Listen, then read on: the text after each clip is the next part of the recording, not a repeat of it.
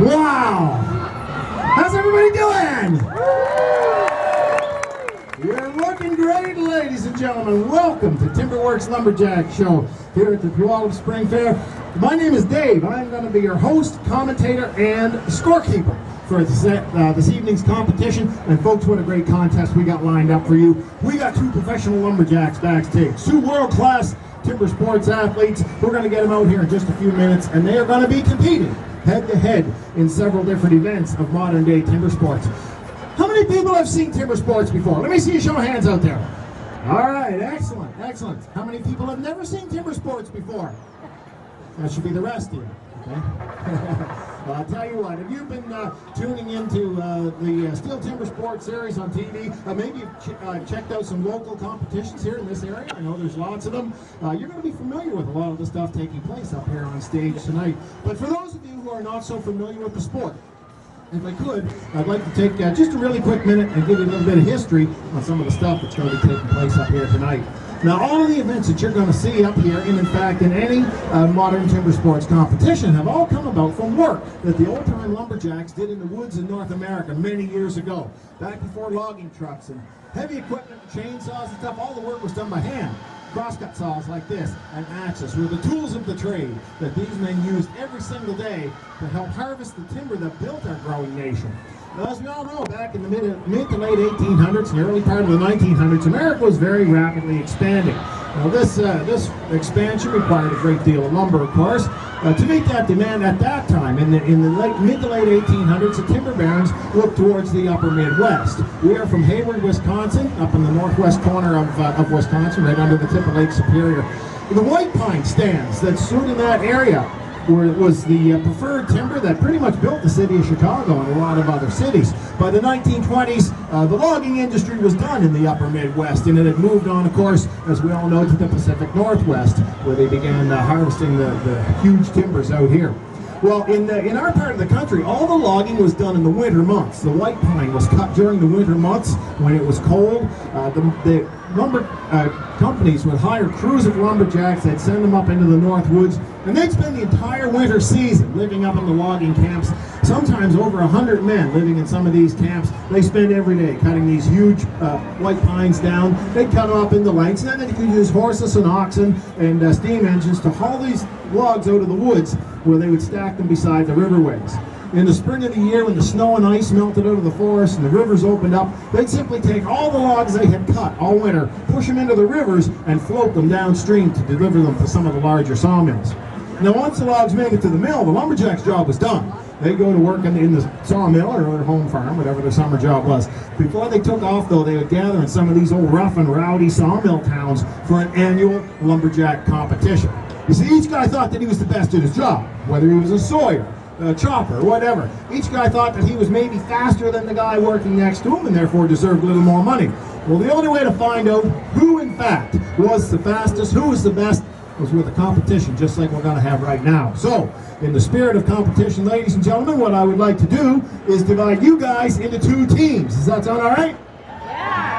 Yeah, you can't have a competition without having sides. So we're going to have two logging camps tonight, all right? I'm going to give you each a lumberjack to cheer for, and it is your job to cheer your guy on tonight. You have a very important job to do. You can hoop and holler, you can make noise, you can throw kids in the air. I don't care. Just get behind your lumberjack, help them win the points. As I said, we're going to keep score all the way along and pick the champion at the end. So things look pretty even here tonight. I'm going to put the dividing line right in the middle there, right on the handrail in that center bleacher. Everybody from the middle all the way over this way today. You guys are going to be cheering on logging camp number 9. Yeah, right on. Yeah, camp 9. Now, you've brought your best lumberjack to this contest tonight, all right? This guy is the best in your camp. Now, he's rough, he's tough, he's mean. He is going to win tonight, right?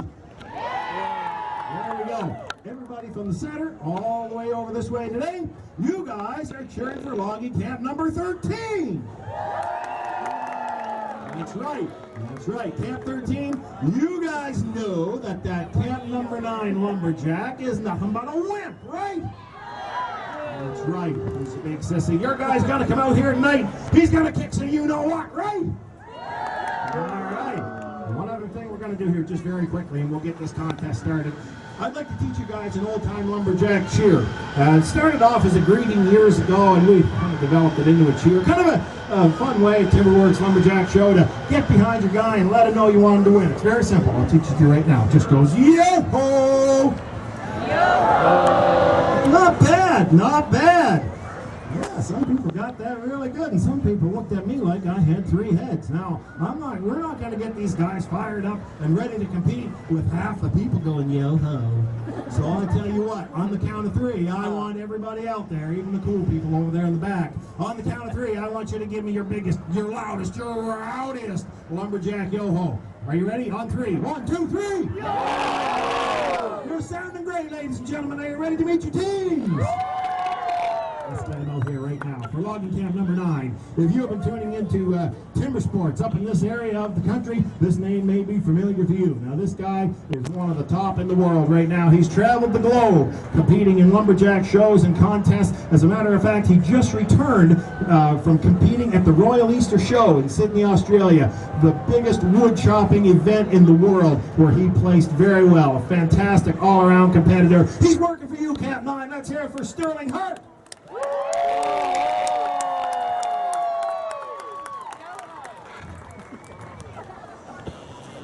We got a problem already. Now, okay, you know what? Maybe it's me.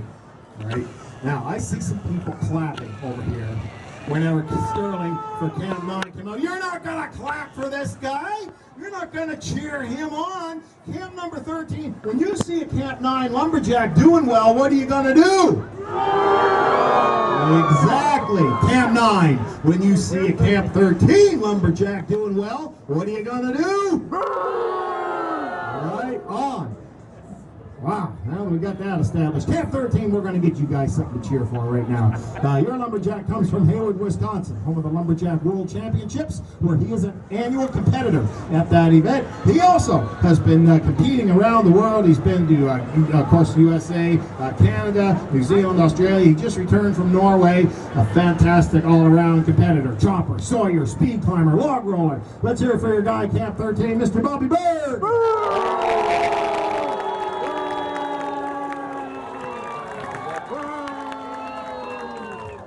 You guys catch on pretty quick over here. All right, we're going to get things started right now, ladies and gentlemen. We're going to kick it off with the single buck cross-cut event. 1 man, 1 saw. 1 complete disc of wood off the end of that log. First guy to get all the way through that log, have a complete wood disc, hit the deck, is going to be the winner. Camp 9, let's hear for your man, Sterling Hart. Camp 13, let's hear for your man, Bobby. All you people over there on the rooftop bar, I want to hear you too. Yeah. All right. Let's get them going, ladies and gentlemen. First guy through gets a point. Sawyer's ready. 1, 2, go.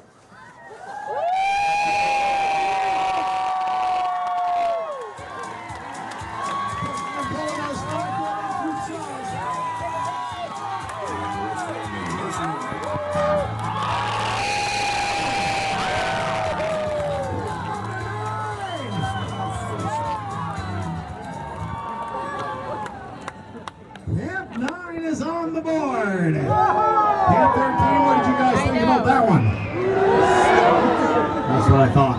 Yeah, that was a close one, but no cigar. Camp 9 winning the first event. All right, we're going to move down in front next for an axe throwing contest. Now, I'm going to have to ask you guys to back up a little in the front of you. Back up about 5 feet. I'm sorry, I should have told you earlier. These guys are great. A little more, please. Everybody just scooch back there a little. So the people in the front are safe.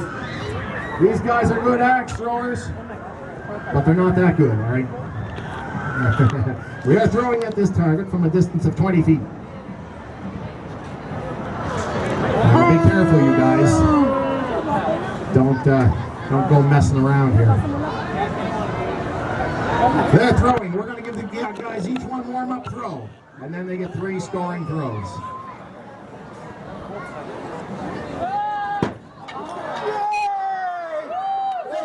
That's why we give them a warm-up, yeah. Yeah, just checking the distance and rotation of that axe. Now everybody's backing up a little more, yeah. All right, here goes Sterling.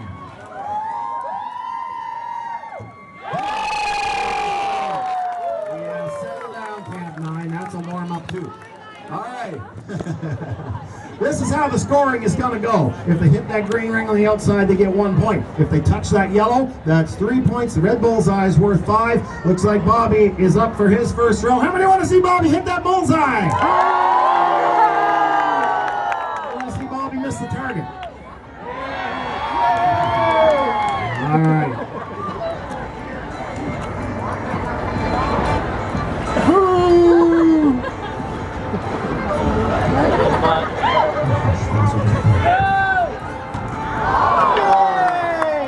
Well, darn it. Nothing but embarrassment there for Bobby on that one.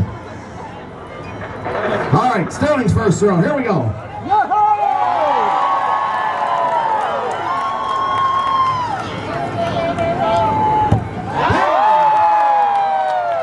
You got some red on that, Sterling? Yes, sir. 5 points for Camp 9. Okay, Bobby's second throw. How many want to see him hit that bullseye?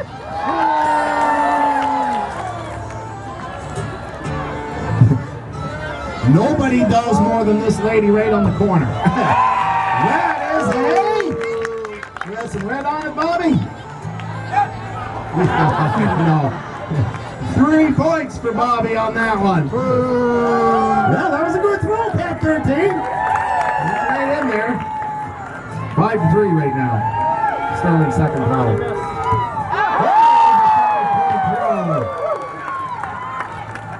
All right, Bobby's going for the bullseye for you, Cap 13. Help him out there. Woo, Bobby!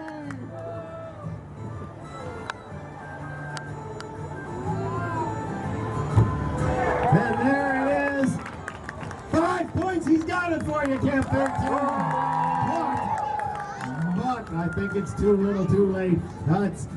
Sterling's got this one in the bag. How many want to see him hit that bullseye again?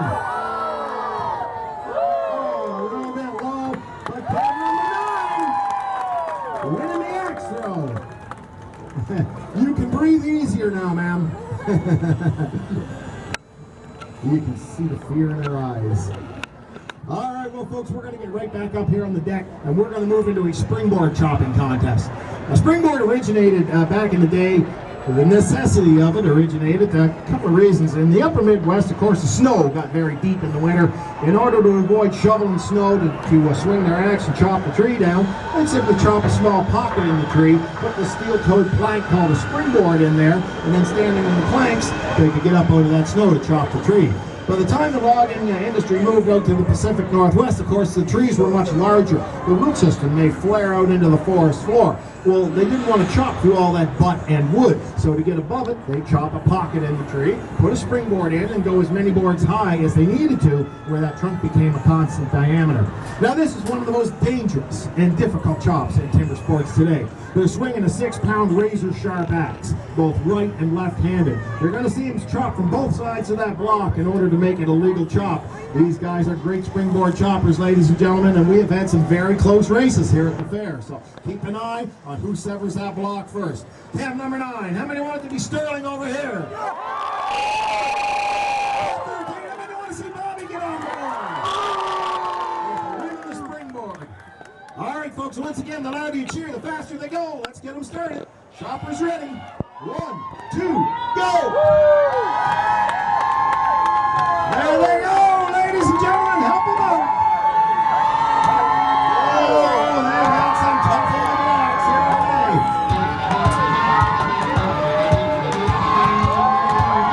That first checkout seems to be a struggle.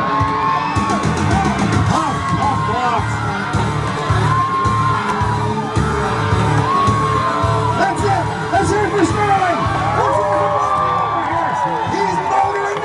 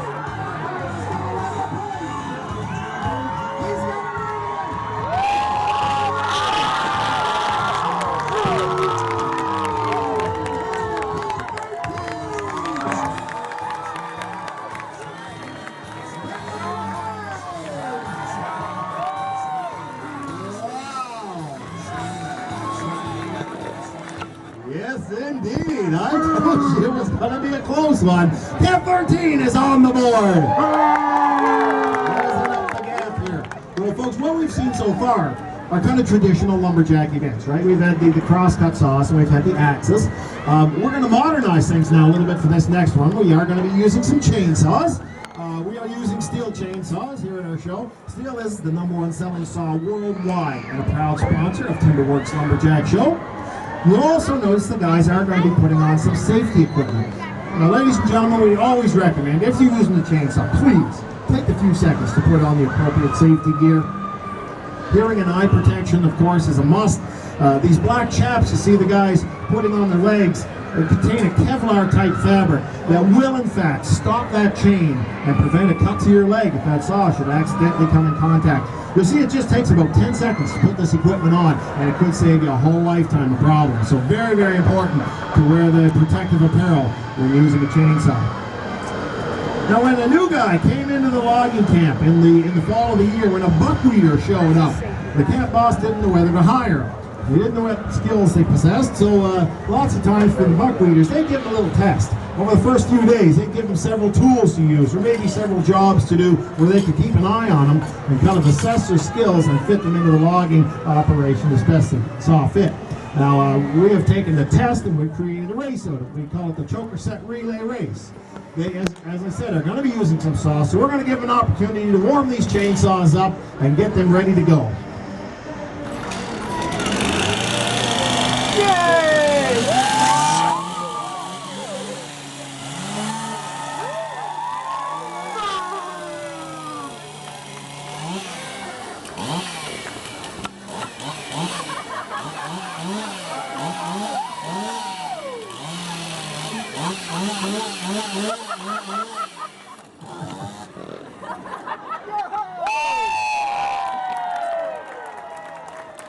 Is she warm?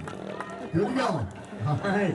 Now, we're going to shut the saw off, place it on the ground there. And this is how the race is going to go, folks. When I say go, they're going to take those orange tools called cant hooks. With that hook, they're going to roll that 4-foot log over, place it into the bunk log in the center using only the cant hook. Put the cant hook down, run over, get the chainsaw started, cut a disc off the end of that log, put the chainsaw down, grab a choker cable, run back over to their original 4-foot log, pull that out of the bunk onto the ground. First guy to do all that without cheating is going to win the point.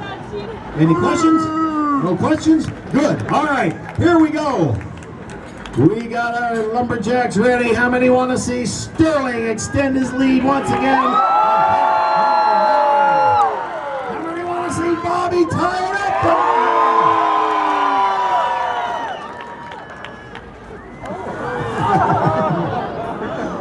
up? Lumberjacks ready. 1, 2, go. That's it, rolling the log to the center. It has to go into that bunk log. They got to get their chainsaw and start that up. That disc has to be on the ground. Choker set off. Grab the choker. That choker needs to be set correctly around that log. Oh, somebody's struggling. There it is, Bobby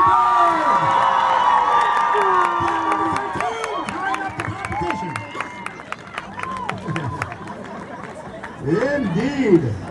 Well, folks, since the guys do have their safety gear on already, we're going to get right up here on the deck, and we're going to move into another chainsaw event. These saws are a little bit different.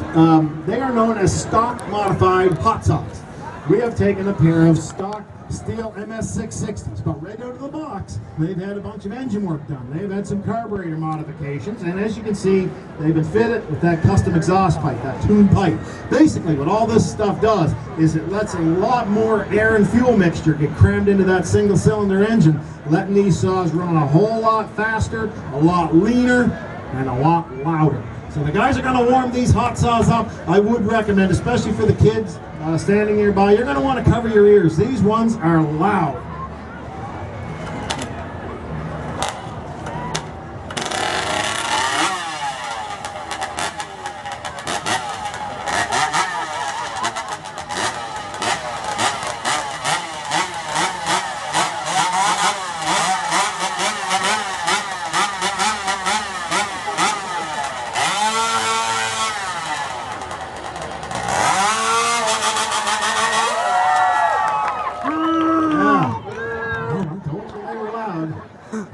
They're all warmed up here. Now, this is going to be a cold start. start. The saw is turned off and placed on the deck. When I say go, they reach down and fire up those saws. Cut 3 discs. Down, up, and back down again. First guy to get 3 on the deck wins the point for their team. 10-9. How many want to see Sterling win it over here? 13. How many want to see Bobby get the first one? We're going to get them started and find out right now. Sawyer's ready. Hands on the log, gentlemen. 1, 2, go!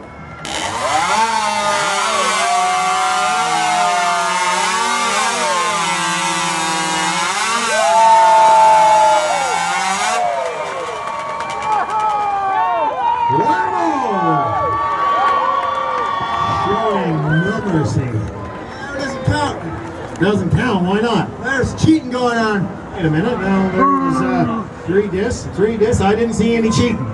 Yeah, these are high-performance racing saws, Dave. They run on alcohol, right? Well, that's right, yes. Sterling drank all my fuel last night.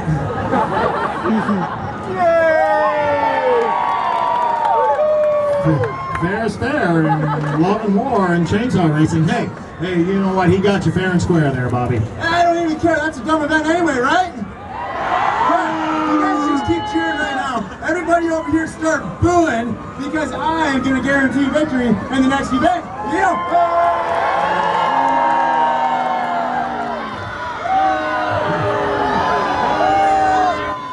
Hang on a minute.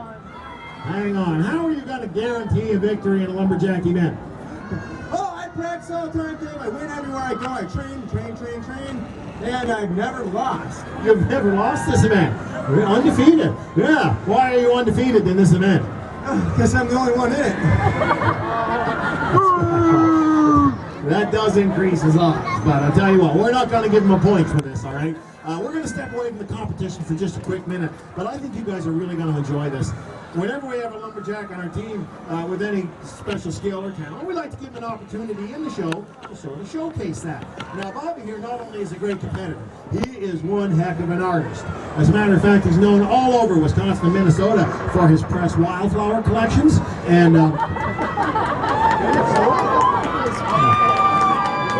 buttercups are his favorite. Listen, no, I'm kidding. Bobby's a chainsaw carver. Now, being out here in Washington, you guys have probably all seen chainsaw carvings, right? There's fantastic carvers out here. As a matter of fact, down over on the fair, you want to check those guys out. They got some great stuff there. But the thing that sets Bobby apart from all the other carvers is that he is incredibly fast. He's what's known as a speed carver. Now, ladies and gentlemen, with your permission tonight, we'd like Bobby to demonstrate his speed carving ability. Would you guys like to see that? All right, hey, what are you going to carve for everybody, Bobby? I'm going to carve a little animal I saw on my way to work. Little animal. What a good idea for a lumberjack show. What animal is it going to be? No, I can't tell you. That's the fun of the carve, is they get to guess I carve really fast. All right, you're going to make them guess. Fair enough. But I'll tell you what, I see a lot of kids, a lot of little kids in the audience. Why don't you give them some clues? All right, yeah, give them some hints. And if you guys can figure out what's going to be, just holler the answer out real loud. Okay. This big bush tail, this hippie up down children, Easter time, named Peter Bugs around George Fair, tries to treat big 5 years, big buck teeth, tastes like chicken. Scream it out if you know what it is. Yeah, the good-looking camp got it. It's going to be a bunny. Bunny rabbit. All right. Bob's going to make you guys a bunny. Get ready, folks. This guy is fast. I'm just teasing. They're pretty good-looking, too. Okay. Uh-oh.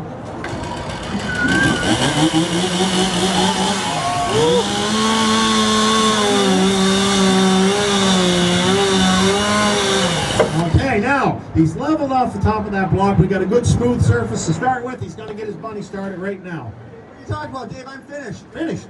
You said you're going to carve a rabbit. I don't see a rabbit. I carved a rabbit right here. Yep. Ears, eyes, nose, the whole bit. Okay. No.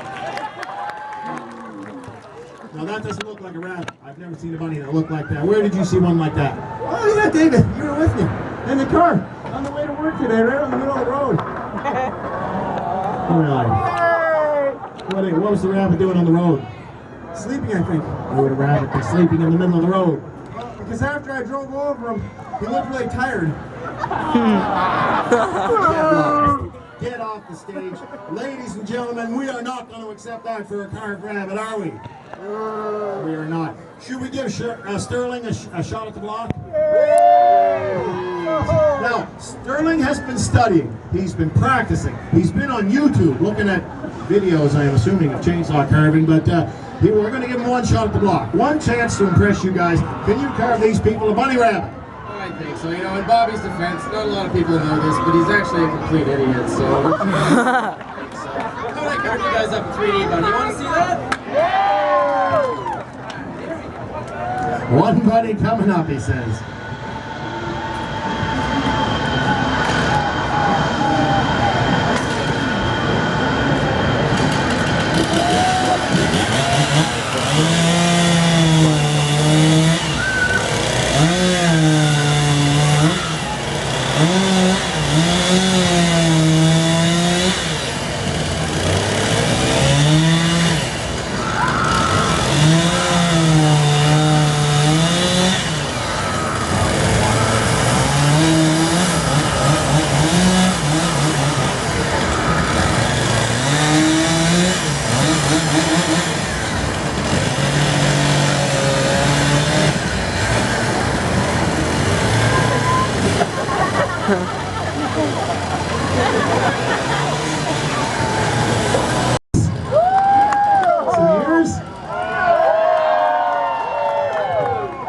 What's next? The hard part's next.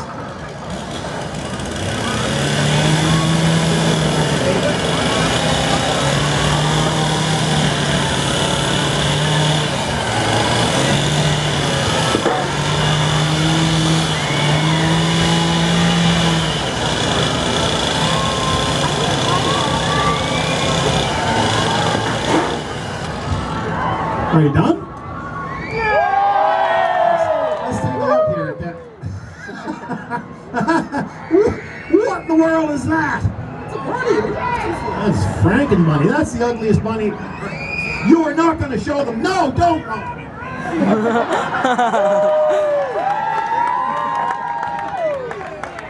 Do not applaud for that.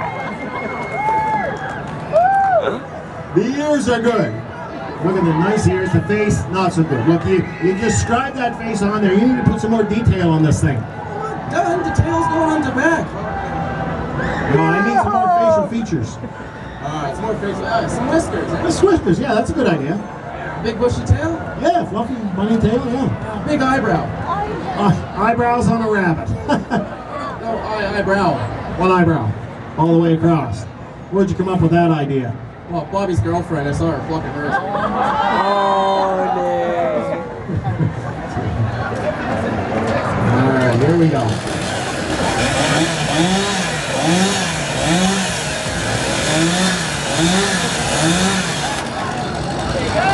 There's some whiskers. Yeah.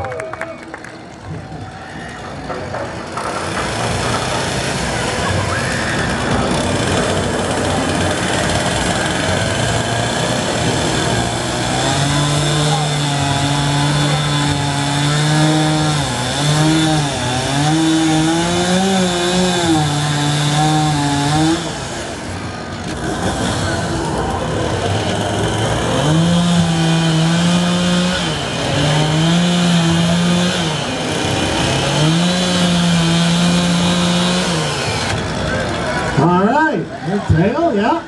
Alright, what's left? The eyebrow, alright.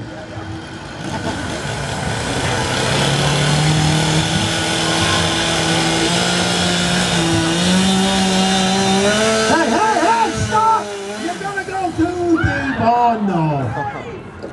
Now you've say something, what do you want me to say? Sorry?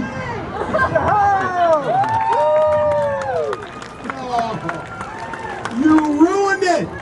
You ruined this whole part of the show. You just decapitated your rabbit. What are you talking about? It's your fault. Wait a minute.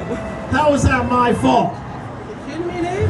You come running up here and yelling and screaming and waving your little arms around at me. You distracted me. You're telling everybody here that I made you cut the head off of that rabbit. You made me cut a hair too deep. Yeah, I don't even get that joke down in Portland. That is off. Look, sit down. Sit down. You know what? Get ready for your next event. Take a seat. You know what, folks? I apologize on Sterling's behalf. When you're working live, sometimes mistakes do happen. So we're gonna. I'll be darned. Hey, Hey, look what you carved there. That's really embarrassing. Thanks, Dave. Oh, I'm talking. What's embarrassing? I'm talking about that cute little thing you're sitting on there. What? I think it's cute. Why don't you get up and show everybody? I'd rather not. Yeah, I think. Don't you guys want to see it? I think that's the cutest little thing. Come on, get up and show what you're sitting on there. That's great. Well, I have been working out quite a bit. Working on what are you talking about? That! Not that. I'm talking about that little chair there. Pretty cool. I have no idea how that happened, but yeah, a little bit small for me, kind of a one-cheeker, so why don't we give this one away to a little lumberjack or a little lumberjill in the audience? What a great idea. Does anybody want this little chair? Who wants this chair? Put up your hand and say, me! No, there, yeah, all right, yeah. Just gonna try this thing out. I think he's gonna fit just right. There we go.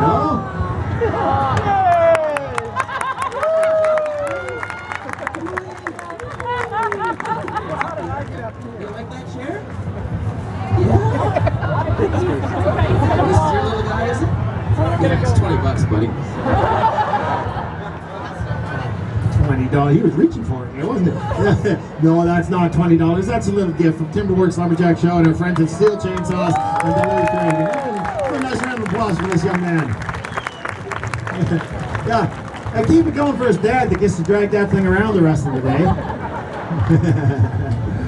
All right, folks, I'll tell you what, we are going to get ready for our next event. We're going to stop messing around here. I see some folks out there snapping pictures on their phone or whatever. Please, we invite you to, if you get some pictures or a comment or whatever, we invite you to share them on Facebook or Instagram or Twitter. We always love seeing the photos and comments from the folks at the fair that come and visit us. We appreciate each and every one of you coming to visit us, so we always like to see any pictures that you might have gotten. Well, all right, now we are going to move right at this point into one of the most fast-paced, exciting events in timber sports today. I'm talking about the speed climb. Ladies and gentlemen, are you ready to see some speed climbing?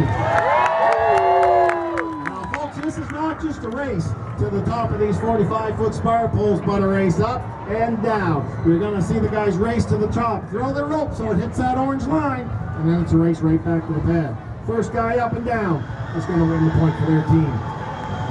World-class speed climbers here in this event tonight. Bobby competes at the Lumberjack World Championships. He's competed up in British Columbia as well in the speed climbing races. Sterling has been competing in speed climbing since he's been a little tot. He is a current world record holder in the 90-foot pro speed climb. Three-time world champion. We're going to have a great race here tonight, ladies and gentlemen. Once again, the louder you cheer, the faster they're going to go. Let's get them started. Climbers ready. 1, 2, go! There we go. Race to the top, ladies and gentlemen. They're at the top and down it comes. Zap number 9. See that again! 12 noon tomorrow. Oh, I tell you what, folks, that was a great race, wasn't it? How about a round of applause for our speed climbers? Yeah, folks, we got one event left. Anyone guess what it's going to be? Log rolling. You got it. Yeah, the guys are getting backstage there. They're getting out of their climbing gear. They're getting into their log rolling shoes. They're going to get out here in the pond and have the best 2 falls out of 3 log rolling match. While they're getting ready there, I just want to take a quick second again and thank our national sponsors, Steel Chainsaws, the #1 selling saw worldwide, and a proud sponsor of Timberworks Lumberjack Show. Now, you can't go to a big box store and buy a steel. You got to go to a local steel retailer. Cool thing about that is that each steel retailer has a trained professional staff in-house to help you select the right tool for your job and give you great service after the sale. Very, very important. Also, I want to thank Duluth Trading Company. We've been partnered with them for a couple of years. How many folks have heard of Duluth Trading Company? Okay, well, lots of you. I tell you what, they have hooked us up, and they're just fantastic folks to work with. We are wearing the Fire Hose Flex pants and the free swinging flannel shirts. Gives the guys the freedom of movement and flexibility to do all the stuff you see out here. Very, very comfortable workwear. Easy there, Chip and or Dale. Calm down, lady. All right, folks. Log rolling came about from the days of the river drive, as the men would float these logs down the rivers. They many times had to run across the logs, balancing on them as they're moving on down the rivers, kind of steering the logs, keeping them from getting jammed up in the corners. The young men got to be very good at running on floating logs. The rules tonight are going to be very simple. They can't cross the red center line, and they cannot touch each other. Anything else goes. They can splash water. They can spit tobacco juice. No, you can't use a chainsaw at all in log rolling. No chainsaws in log rolling. Come on, yeah. They can splash water. They can change direction of that log. They can spit tobacco juice. They can insult each other's mother. I don't care. Anything to knock their opponent off his game. We are having the best 2 falls out of 3 here tonight. How many want to see Sterling Hart win that first fall? See Bobby win the first fall. How many don't care? They just want to see Lumberjacks to wet. That's what I thought. We got a favorite log rolling song, folks. It's coming on. Go ahead, put your hands together. Help me out there. Fall number 1. Where did you come from, Cotton Eye Joe? Where did you come from? Where did you go? Where did you come from, Cotton Eye Joe?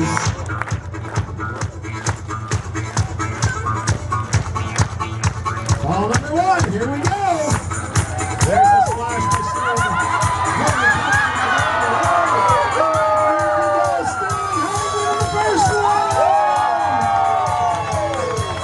Hey, can't 13, Bobby has to get back and win this next one. You want to see him do it? Sterling wins, it's all over. Bobby wins, we get into that third and deciding ball. Ball number 2, coming up.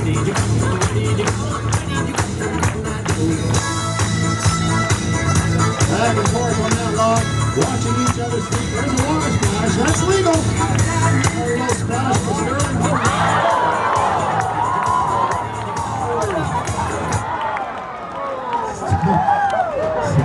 Bobby Bird winning that one.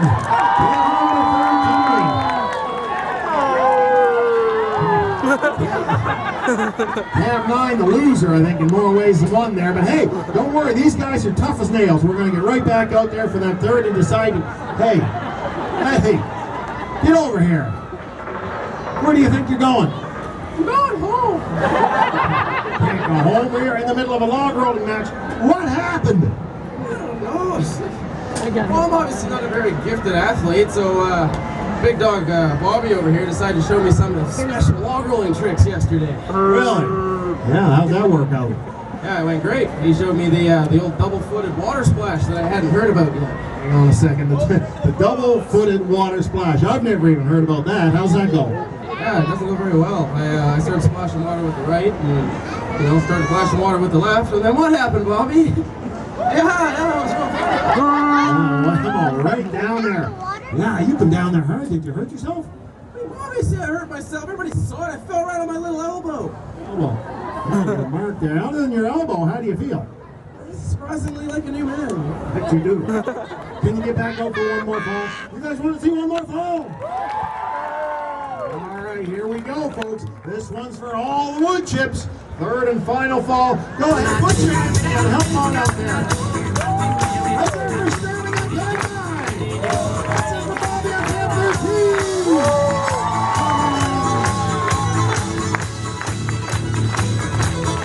There we go. Ball number 3.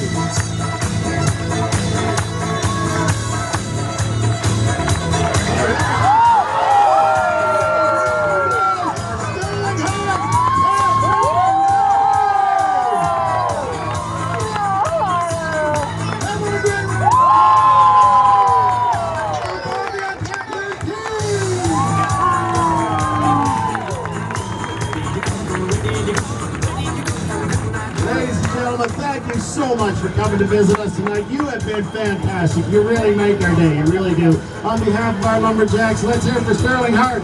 Bob Bird. From us to you, a huge Lumberjack. Hey, if you want to come and meet the guys, by all means, come on over and say hi. If the kids want to get an autograph wood chip or a photograph or anything like that, come on over. We'd love to visit with you after the show. Have a great rest of the night at the fair, folks.